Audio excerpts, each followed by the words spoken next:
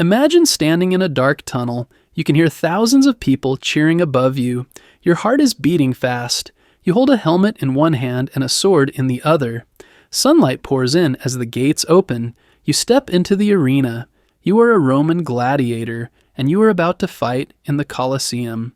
Gladiators were fighters in ancient Rome. They battled in large arenas, the most famous being the Colosseum in Rome. Gladiator fights were one of the biggest forms of entertainment in the Roman Empire. People came from all over to watch. Most gladiators were not there by choice. Many were enslaved people. Others were prisoners of war or criminals. Some free men also chose to become gladiators because they wanted money, fame, or a chance to prove their bravery. Gladiators trained at special schools called ludi. These schools taught them how to fight with different weapons and how to stay safe during a battle. Life as a gladiator was very hard. The training was tough and the fights were dangerous. Gladiators had to stay strong and fast. They trained with wooden swords before moving on to real weapons. Each gladiator had a special style of fighting. Some wore heavy armor and carried big shields. Others wore lighter armor and moved quickly. There were even gladiators who fought with nets and tridents, like fishermen. Gladiator battles were held in arenas called amphitheaters. The Colosseum in Rome could hold over 50,000 people. The events were exciting and sometimes lasted all day. At the beginning of the games, there were parades and music. Then came the fights. Gladiators often fought one-on-one, but sometimes there were group battles. Sometimes they fought wild animals like lions, tigers, or bears. These animals were brought from faraway places like Africa and Asia. Fighting animals was dangerous, and many gladiators lost their lives. The crowds cheered loudly during the fights. Roman emperors and rich leaders often gave these games to celebrate victories or to make the people happy. They gave out free food and gifts.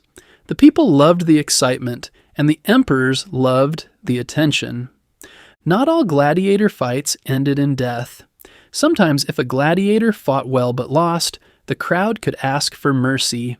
The emperor or a judge would decide whether the gladiator lived or died.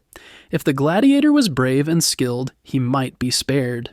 If he was weak or had lost too often, he might be put to death.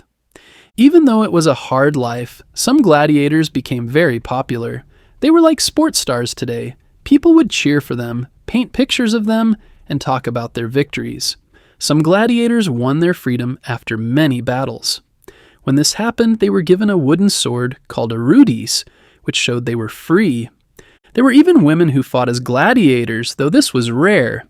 These women trained and fought in arenas just like the men, but not much is known about them today. Over time, the gladiator games began to change.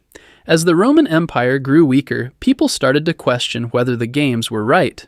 Some Roman leaders and writers believed the games were too violent. When Christianity became the main religion of the Roman Empire, the games slowly came to an end.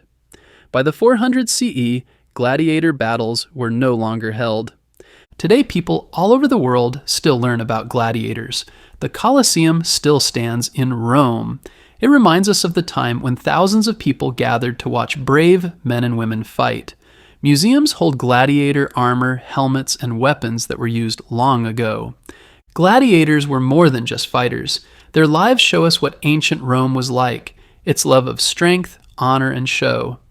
They remind us how different life was in the past, and how entertainment, bravery, and power all played a part in Roman life. Even though gladiator games were harsh and dangerous, the stories of these fighters still live on. They were people who faced fear every day and showed great courage.